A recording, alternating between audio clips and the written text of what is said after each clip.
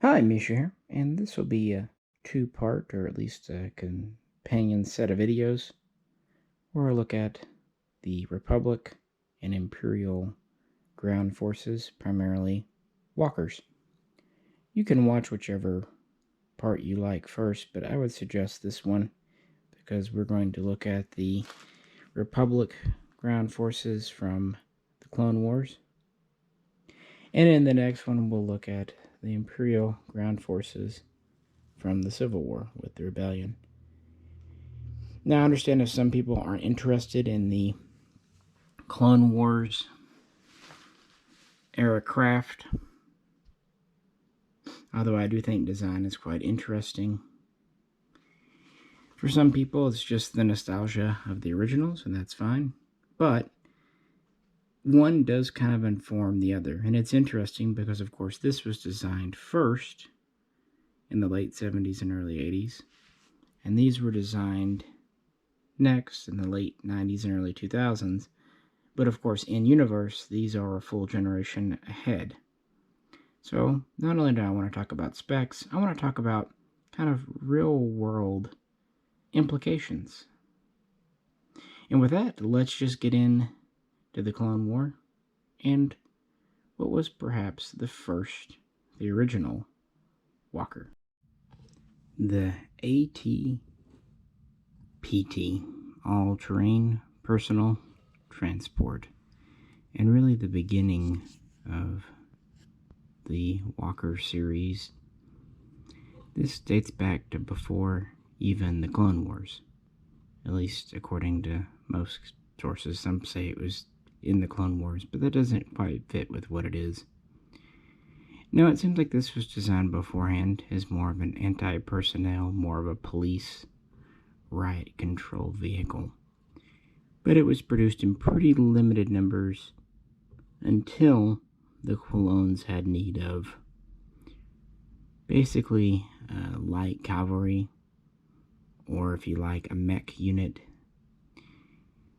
This is, as you can kind of surmise by the name, meant for one person, although some later models sometimes had a co-pilot, or it could carry a second person as a passenger in an emergency.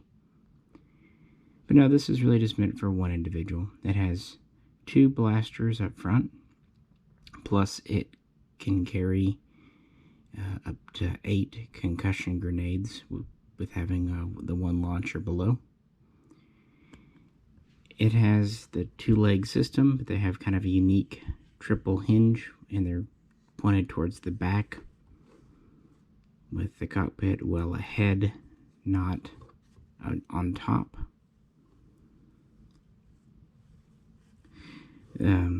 This meant that the entire cockpit could not rotate. They could shift up and down, but that was about it. So if they wanted to point the blasters more than just a few degrees off center, they'd have to rotate the entire craft. It had armor that could protect against blaster fire, but not a whole lot else. Top speed of about 60 kilometers per hour, so not too bad considering their all-terrain aspect. It was about 4 meters long and 3 meters tall, and seems to have cost about 60,000 credits, give or take inflation.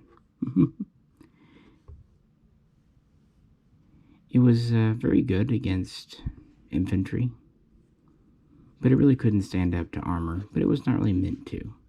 These were used for patrols. They were used for scouting a bit, and they were often deployed in packs if they were put into more of a direct combat support, kind of a cavalry support role. They have a pretty good viewing port up front, pretty good field of view for what they are. They also have a long-range communication suite, but they were far from perfect because of being an early walker. For example, they have the door on the side, not on the top, meaning you could easily get jammed if it fell over or something else went wrong. They weren't super fast at the same time. They were pretty good at climbing. They could get up to about a 45-degree angle climb, so they had pretty decent traction, but later versions would have even better. They could carry about 150 kilograms in stores, cargo, what have you, and typically could support their driver for about 2 days out in the battlefield, so relatively long range reconnaissance. So they were mass produced and they were used during the Clone Wars. And they continued on throughout the Empire. These were at the Battle of Hoth. But other than that, they mostly were secondary roles used for patrol duties, guard duties at installations, or to help keep cities quelled. And so while they were in use up to the end of the Empire, they were very much second line at that point. But they were inexpensive to produce and relatively flexible for what they were. And again, better than just armor, body armor. It gave that, plus, be able to carry a bit.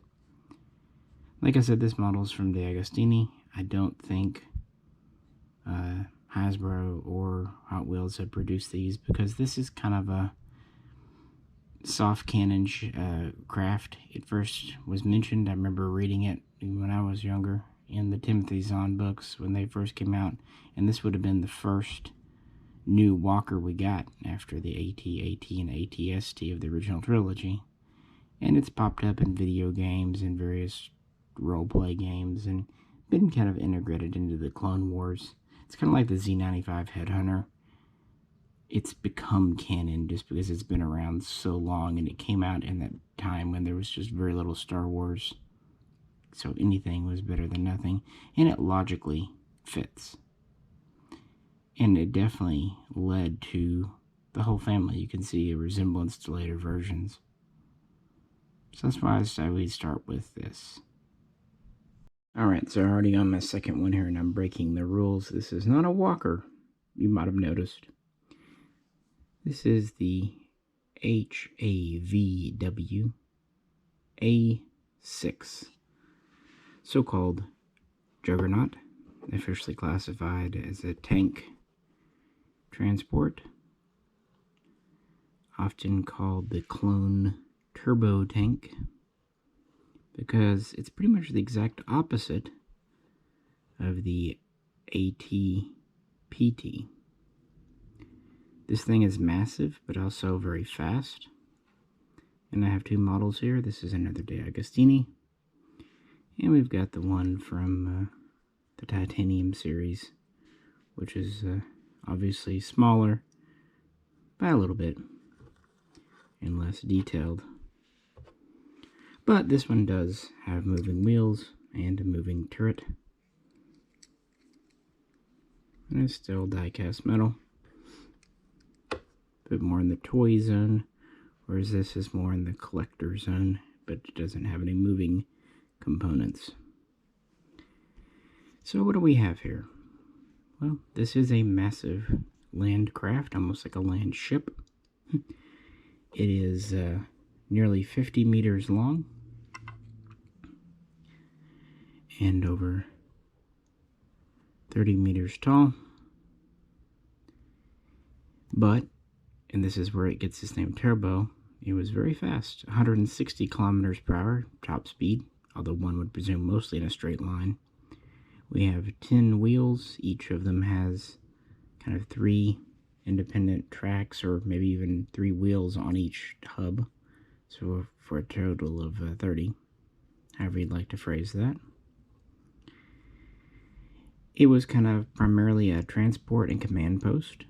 It could carry up to 300 troops, and it required a dozen to operate it. That's because it has a cockpit on each end, so kind of like a locomotive or a train these days. They can go either direction. It's fully armored, well armored. It has this one main heavy laser battery here and a turret, but it has loads of other defensive weapons, blasters, lasers, concussion missiles, other kinds of ordnance launchers, so on and so forth. It even has a medical bay with a droid inside for treating the wounded. And that's all to the good. So it can operate it offensively, defensively, taking troops, going out in the field. Of course, it's quite expensive. It costs more than most starfighters. Some sources say 180,000 credits. Some say 300,000 credits. Inflation, telling you it's a bitch. And it is pretty heavy on the maintenance, as you can imagine, with this many wheels and this much going on. So it's pretty difficult to keep running. Nevertheless, this was the primary tank transport of the clone army during the war, and it was had to have been developed before the war, because we see it being used in the first year of the war.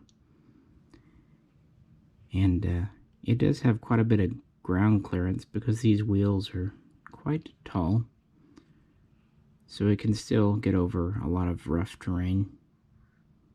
But mostly it would just brute force itself through obstacles. And it would continue to see use, although production would end after the Clone War. However, by the time of the rebellion, it was pretty much a secondary craft because of the maintenance requirements. Now this model here is kind of interesting. This is the second release that they did, and it's in kind of snow guise. And that's interesting because the idea, the basic design with the 10 wheels, dates back to a concept that was about to be used in Empire Strikes Back, 1980. But in the end, the AT-AT design, the Walker design, beat it out. So this was nearly canon way back then, although it was seen on screen during Revenge of the Sith. So this is a hard canon craft, and it's appeared in the Clone Wars and elsewhere for a long time. And it, yeah, not a tracked vehicle, a wheeled vehicle, just massive, hence the Juggernaut name.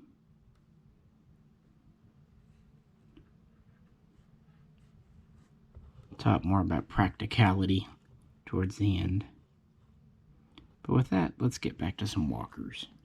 Next up, we look at what the AT-PT really spawned, at least the first generation, used in the Clone Wars. Here we have the AT-RT, All-Terrain Reconnaissance Transport. And over here we have the AT-TE, All-Terrain Tactical Enforcer. First this, though. I'm going to keep my finger on it because it doesn't have a stand. This is an early one of the titaniums. It is all metal, which is nice, except for the clone on top. Very heavy legs, though.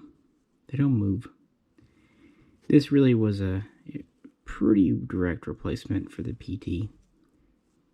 It stands a little taller at nearly 3.5 meters, and is quite a bit shorter at just under 3 meters. Basically, the guy rides it like a little horse. Why not? But it has several advantages. For one, he has a heavy laser, or he could have, this unit's kind of modular, so it could have lots of things. A launcher, even a flamethrower. It also gives him long-range communications gear, as well as it can carry about 100 kilograms in supplies. But its main advantage is the speed. It can get up to 75 kilometers per hour, faster than the PT, and certainly faster than a human could walk for any length of time. So basically, yeah, it's a mechanical walkie horse. And these were used pretty early on in the Clone Wars throughout. but were pretty much out of use by the time of the Empire, at least the time of the Rebellion, for obvious reasons. There's no armor protection here to speak of. They were replaced by later things like, for example, speeder bikes. But it was used quite effectively for what it was done. Not only for reconnaissance, these were used for mopping up operations, scouting, which is slightly different than Recon, patrol, and some light sport. See, he likes to tip over. But they were inexpensive to produce and pretty easy to operate. Set him down over here. Now we'll get to this guy. Now the turbo tank was a transport tank. The ATTE is more of a true traditional tank, and was in fact the primary offensive tank of the Clone Wars. It is 6-legged, and it has 6 laser turrets to go alongside with these. But its primary armament was a large mass driver turreted cannon up here, and to punch through armor that would not otherwise be impervious to laser or blaster fire. It's pretty good size, about 22 meters long and over 9.5 meters tall, so quite squat compared to some later ones. Wasn't the fastest in the world because of its relatively low legs and just using 6 of them, but it can still get up to about 60 kilometers per hour. But it was very versatile. It is pressurized, or can be, and it has 2 compartments that are connected in the center here with kind of a flexible tunnel. And in fact, these can even operate in a vacuum in space. And they are very good at climbing, even up to nearly 90 degrees. The legs have a lot of sensors and flexibility. The feet, I should say, the foot pads. And they are even able to be magnetized. This can carry 2 of those ATRTs, as well as up to 20 troops. Or it can carry a good bit of cargo supplies, ordnance. And it too, like the turbo tank, keeps a medical droid and small medical bay on board to treat its people. And it can be operated by as few as 2. Although, in reality, you would want at least 6 to fully take advantage of its abilities. But it was a very good craft, and it was pretty affordable at about 100,000 credits. And it's pretty emblematic of the Clone Wars. Even though it came online pretty early on, it was still cutting edge throughout the war. And many lamented the fact that the Empire kind of went away from this to the 4-legged walkers later on.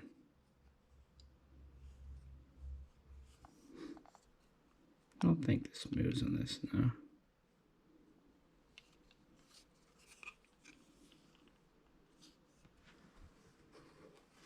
But throughout the Clone Wars, development did continue.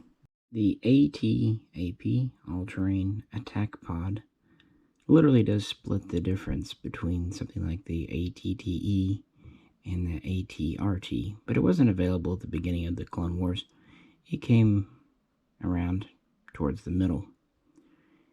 And this is not a multi-role craft. This was an artillery craft.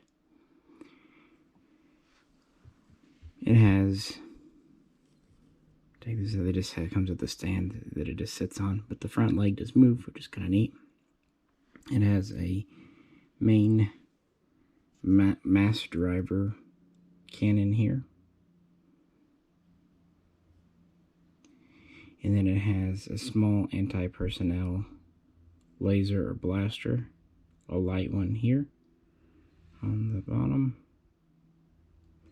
And then up top it has a medium laser and a full range turret with an exposed gunner. He can climb inside. Has a crew of 3. You have the pilot, you have the commander who also operates this gun here, and then you have a dedicated gunner.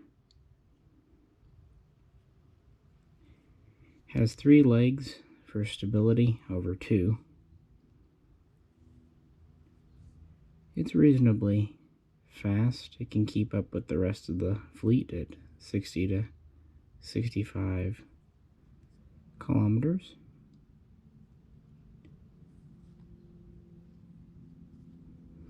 But its main draw is its technology. It has lots of auto stabilization and recoil reduction systems in for accurate fire. So much so that it earned the nickname the sniper tank during the Clone Wars. It was known for a very accurate battlefield fire. And it could reasonably defend itself. But I mean, obviously it couldn't really carry any personnel or anything.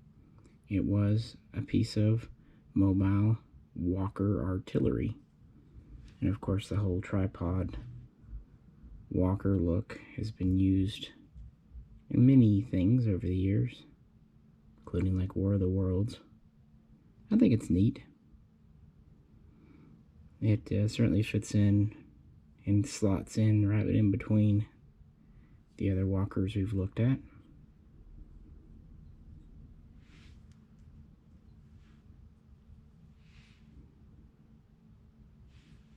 This toy model, what have you, has quite a few points of articulation, which is always nice. I don't think Agostini did an AT-AP, but I could be wrong. Let's move on and look at one more Clone War landcraft. And for our last one in this video, we go back to Agostini for the ATOT, all-terrain open transport. This is a true transport, and it is truly open, so yeah, just as it says on the tin. Now this was not designed to be a frontline heat of combat craft. This was a troop or cargo transport. And the reason stated for the fact that it doesn't have a top is to make it more flexible. It can hold odd-shaped or oversized cargo. The real world reason is they wanted to have something that looked like a World War II deuce-and-a-half truck. It's about 14 meters long, has 8 wheels, crew of 1 driver, and it can carry, well, it has, I should say, it has 34 seats for clones, but if people want to stand and get chummy, it can carry up to 60 people, including the 1 driver. Now, even though it's open, it does have armor, and it does have defenses. It has 2 medium lasers in the front and 2 swiveling anti-personnel light lasers or blasters in the back. So a little bit better than foot. Same with speed. It's not the fastest thing, but it can get up to about 55 kilometers per hour, so more than you'd comfortably want to walk, and it would give protection for things like landmines besides all that. So it has its role. And interestingly, this came into use at the middle or even towards the end of the Clone War. You'd think, looking at basically how primitive this craft appears, that it would be in early Clone Wars. But no, it came in later. But again, it was more of a cargo for the second string. The back lines are at bases.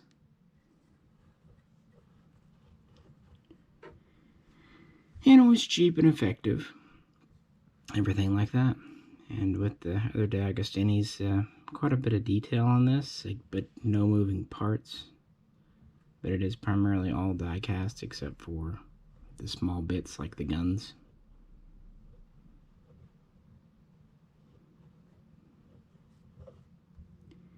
And those are the Clone War era Walker craft. In the other video, I don't want to say first or second because I said in the intro, you can decide which one you want to watch first.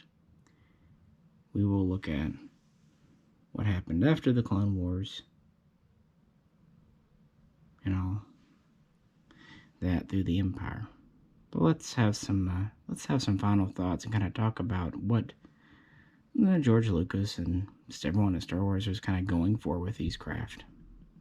And there we have it. It's interesting. Star Wars universe is not science fiction in the sense that it's not even attempting to be realistic. And by that I mean the dogfighting in space is definitely inspired by World War I or World War II. Visual dogfighting with guns, lasers, would not be happening. It'd be guided missiles, probably drones attacking drones, and at high speeds. Likewise, ground combat would be very different. But the Clone Wars presents kind of a World War I and early World War II style of combat. By that I mean we have relatively light armored vehicles, and we have people in exposed positions, like with the AT-RT or AT-AP, or of course the AT-OT. And even when we have fully armored craft like the AT-PT, or I should say fully enclosed, and the Juggernaut, and of course the ATTE, the way they fight, they're using guns, mass driver guns, and lasers. They're not really using guided ordnance, and they're fighting at visual ranges mostly. And you know what? That's all okay, because it kind of reminds me of steampunk. It's that idea of taking a certain era of technology and trying to put it in a different era. And this would be like if you took World War I, World War II tanks, or other craft, ground craft, and try to give them some space technology. It is an interesting thought experiment, and more importantly, it's just fun. That said, it is internally, the Clone Wars are internally pretty consistent. The units have designated purposes, and they complement each other, and they have hard limitations. And while the films, Attack of the Clones and Revenge of the Sith, only show some of the Clone War, it was, of course, the now 7-season Clone Wars series that really fleshes it out, and we see quite a bit of this in. And it's always interesting doing a prequel, especially in science fiction, when you have more advanced technology, CGI, but you're trying to make more primitive craft to look older versus, the Empire, which was made with 80s technology. So you need something that looks older than what you made in the 80s using newer tech. And I think that's why they did kind of the more open surface look on a lot of these and whatnot. And it's fun. And for me, it was fun because I had no idea what any of these looked like. By the time the prequels came out, I was an adult. I wasn't supposed to be buying toys or even models, so I didn't know what a turbo tank or an ATTE looked like. But, you get into your 40s, you just kind of quit caring, and these are inexpensive enough, and I had some fun. And it's kind of neat to know what some of this stuff looks like. And it's imaginative, but it still fits, like the shape of the legs, the style of the legs, with the Star Wars universe. It looks like it fits in but is different. Like the AP, I think is a particular favorite. Yeah, it very much looks like a Star Wars Walker, but it's a totally different design than what we've seen before, and that's neat. And the same thing goes for the ATTE and even the turbo tank. As far as the models, there's no contest that the De Agostini are actual miniatures, true models.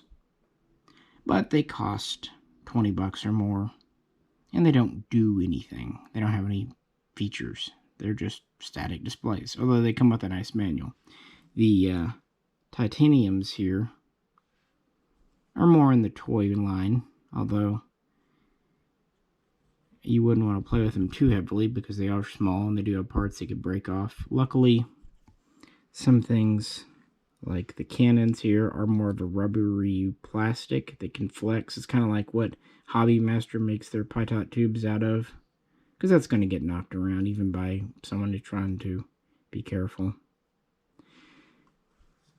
But I do like that they are metal. For example, this ATRT here has some good heft to it. These legs are solid.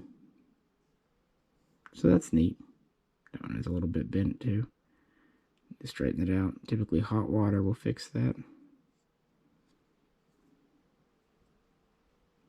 Nothing happened to it. It's just being in a package for years will do that.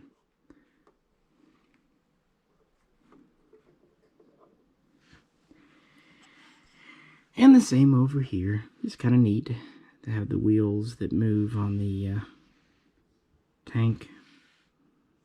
And the ATTE, I think, is a favorite of a lot of people. It's a neat looking critter.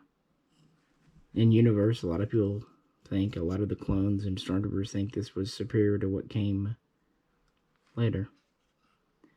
And with that, in the next video, we will look at what came later or earlier, depending on how you want to look at it, from a certain point of view. I appreciate you having fun with me and just trying to relax with everything going on in the world today. These videos, yeah, they just relax me. So I hope they are just fun for you. They're not serious. They're just for fun. And yeah, even though the Clone Wars, even though the prequel movies were the world they created, the Clone Wars they created, very interesting, very enjoyable, and a nice playground for events. And that's why the Clone Wars series was able to make 7 seasons and not feel stagnant. There's a lot of fruit there. Anyway, if you could, like, share, and subscribe, and as always, feel free to comment. With that, this is Misha, and I'll catch you very soon next time.